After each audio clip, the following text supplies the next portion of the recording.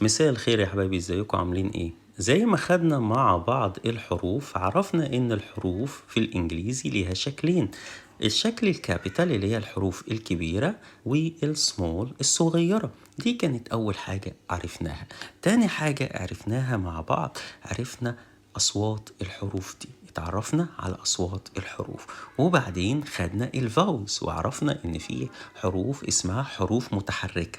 ايه هي الحروف المتحركة وكام حرف هم الاي والاي والاي والاو واليو. A E I O U زي ما احنا شايفين، وهم 5 vowels او 5 حروف. عرفنا اصوات الحروف دي، فاكرينهم؟ ايوه فاكرينهم يا مستر. ايه هم؟ خدنا الاي صوته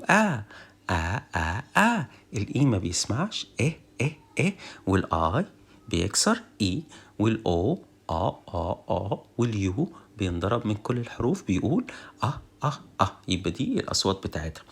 وكمان خدنا التدريب بتاع الفاولز، ازاي نقرا حرف لما نضيف حرف مع الفاول ازاي نقراه، زي التدريب اللي احنا شايفينه قدامنا ده. مثلا حرف زي حرف البي، لو ضفنا معاه حرف الاي هنقوله با. طب الاي ما بيسمعش، هيقول ايه، فتبقى ب. والاي بيكسر، فهتبقى بي. والاو تبقى بو، واليو تبقى تبقى با ب بي بو ب.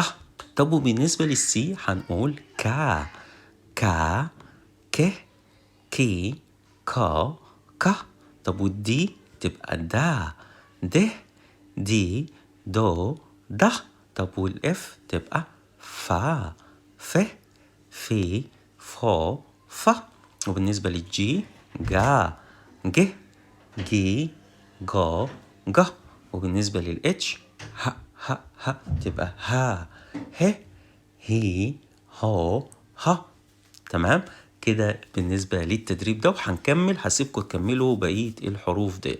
ندخل على الخطوة اللي بعد كده. بعد كده اتعلمنا ننطق الكلمات اللي من 3 حروف. يعني احنا خدنا مثلا البي زائد الاي تي هتبقى بات، لان البي صوته ب والاي تي تبقى بات. طب والسي زائد اي تي تبقى كات والاتش زائد الاي تي تبقى هات. وهسيبكم تنطقوا الكلمة اللي بعدها. وكمان خدنا بعد كده الصوت الطويل للفاوز. تمام، زي ما اتعلمنا ان الفاوز صوتها القصير خدناه، والطويل اللي هو نفس اسم نفس اسم الحرف. تمام، وخدنا التدريب بتاع حرف الاي واللونج اي، صوت حرف الاي الطويل. بالنسبة لصوت حرف الاي الطويل خدنا فيه 3 حالات. اول حاله الاي لو جه وراها حرف الاي لو جه وراها حرف الاي لو جه وراها حرف الاي هنطقها اي اي اي. زي عندي كلمات هنا فيها الاي وراها حرف الاي، هناخدها من التدريب ده ونكتبها في تحت الاي تمام. طب تاني حالة الاي لو جه وراها حرف الاي لو جه وراها حرف الواي هنطقها اي. زي عندي كلمات برضو هنا، زي كلمة gray، كلمة play. تمام ماشي. طب تالت حالة قال لي الاي لو جه وراها حرف ساكن وبعدين اي ساكن اي ساكن زي عندي كلمات هنا اهيت موجودة في القطعة ديت او الكلمات ديت بنختارها اي ساكن دي بناخدها ونحطها في في التدريب ده. بالنسبة لحرف الاي الطويل خدنا حرف الاي اللونج او الطويل اللونج وقلنا انه بيجي في كذا حالة. بنبقى اي ساكن واي في حالات تانية، بس خلينا نركز دلوقتي في ال3 حالات دول اللي هم اي ساكن واي تمام. والتدريب دوت في بعض الكلمات اهيت هنطلع من هنا الكلمات اللي فيها اي ساكن واي اي ساكن زي كلمة even